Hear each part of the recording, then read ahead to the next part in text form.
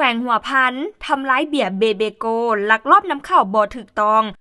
693แก๊สวันที่9พฤษภาคม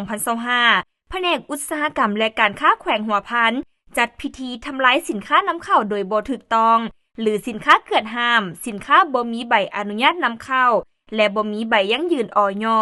สินค้าที่นำเข้าบ่ถูกต้องตามระเบียบกฎหมาย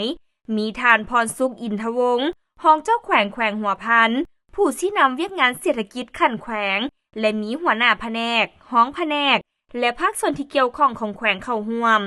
สินค้าที่นำมาทำลายถิ่มในครั้งนี้แม่นยึดได้อยู่เส้นทางซ้ำเหนือหาหนองคางเบียร์เวียดนามยี่ห้อเบเบโกจำนวน693แก๊สรวมมูลค่า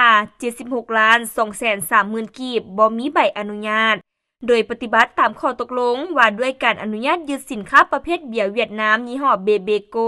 เลขที่254/จขหพ